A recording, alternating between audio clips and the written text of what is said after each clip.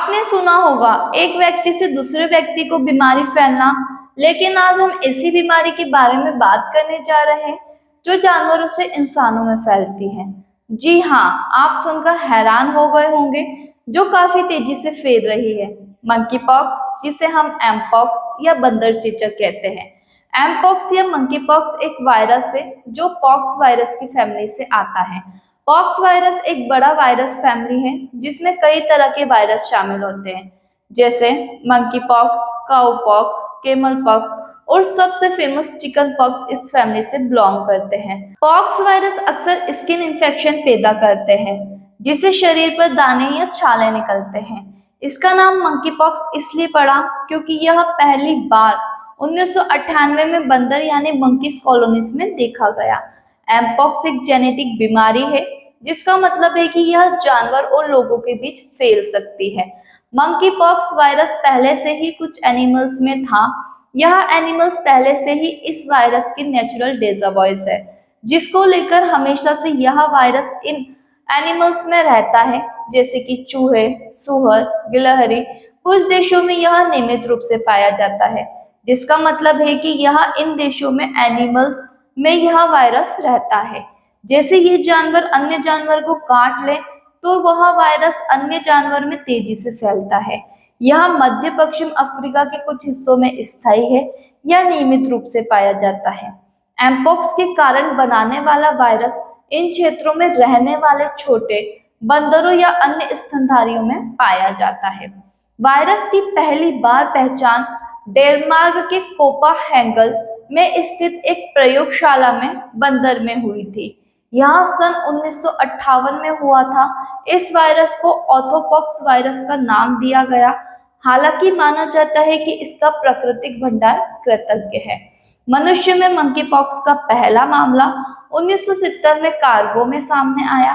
साल 2022 में United kingdom समेत कई देशों में मंकी पॉक्स के मामले सामने आए थे। इसमें यूरोप, उत्तरी अमेरिका, ऑस्ट्रेलिया और इजराइल जैसे देश शामिल हैं। 20 जनवरी 2022 तक की स्थिति। विश्व भर में कुल पुष्टि मामले 84,916। विश्व भर में कुल मृत्यु की पुष्टि 80। कुल मामले वाले देशों की संख्या 110।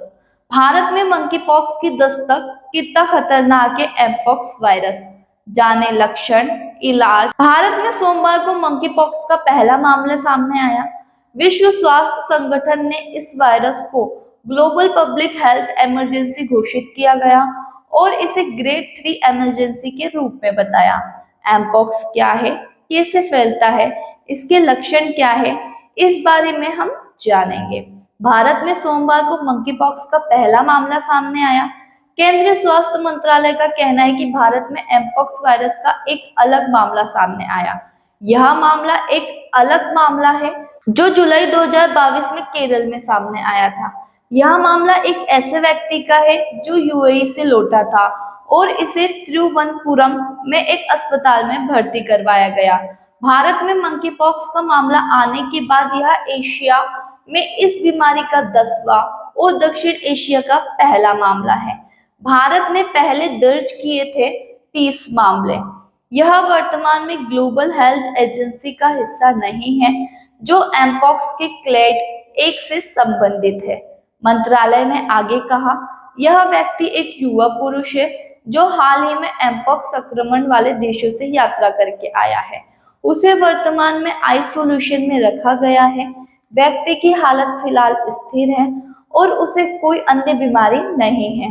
केंद्र सरकार ने ग्लोबल एम्स प्रकोप के संबंध में सभी राज्यों और केंद्र शासित प्रदेशों के लिए एक एडवाइस जारी की है, जिसमें सभी अधिकारियों से उचित सावधानी बरतने और एमपॉक्स के लक्षण और रोकथाम के बारे में जानकारी देने का आग्रह किया है। यह चेतावनी ऐसे समय दी गई है जब एमपॉक्स का नया स्ट्रेन दुनिया में तेजी से फैल रहा है, जिसके कारण WHO ने 2 साल से दूसरी बार इसे ग्लोबल एजेंसी घोषित करना पड़ा। विश्व स्वास्थ्य संगठन ने इस वायरस को ग्लोबल पब्लिक हेल्थ इमरजेंसी घोषित किया और इसे ग्रेड 3 इमरजेंसी के रूप में वर्गीकृत किया, जिसका अर्थ है कि इस पर तत्काल ध्यान देने की जरूरत है। अब ऐसे ही कई लोगों के मन में इस वायरस को लेकर कुछ सवाल है, जैसे एमपॉक्स क्या है, कैसे फैलता है, इसके लक्षण क्या है, इलाज क्या है। इन सवालों के जवाब हम इस वीडियो में जानेंगे। एमपॉक्स एक वायरस इन्फेक्शन है जो मंकी पॉक्स वायरस के कारण होता है। यह ऑर्थोपॉक्स वायरस जीन्स का एक प्रजाति है। एमपॉक्स को पहले मंकी पॉक्स के नाम से जाना जाता था।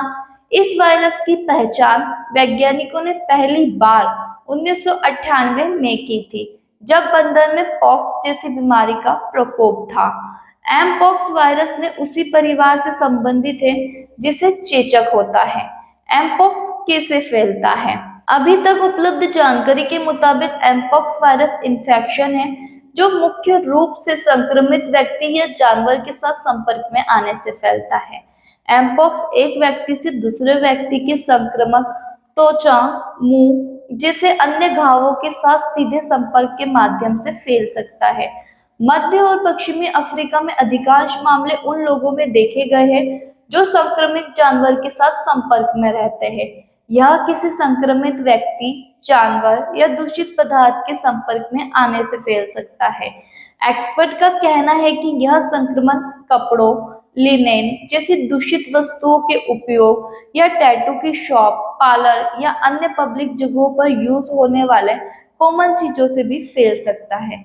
संक्रमित वस्तुओं से मनुष्यों को काटने, खरोचने, खाने या जानवरों के साथ अन्य एक्टिविटी से भी यह वायरस जानवरों से इंसानों में फैल सकता है। एमपॉक्स के लक्षण क्या है? एमपॉक्स के संक्रमित लोगों के शरीर पर दाने हो जाते हैं जो हाथ, पैर, छाती, चेहरे या मुंह के आसपास हो सकते हैं। ये दाने फुंसी, मवाद से भरे सफेद या पीले दाने और ठीक होने से पहले पपड़ी बनती है। इसके अन्य लक्षण में बुखार, सर दर्द, मांसपेशी की दर्द भी शामिल है। कितने दिन तक रहते हैं?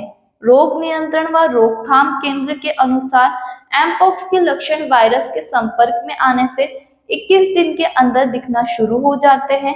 एमपॉक्स के संक्रमण में आने और लक्षण दिखने का समय 3 से 17 दिन है। इस दौरान व्यक्ति में कोई लक्षण नहीं दिखते हैं, लेकिन इस समय के पूरे होने के बाद वायरस का अक्सर असर दिखता है। एमपॉक्स का इलाज क्या है?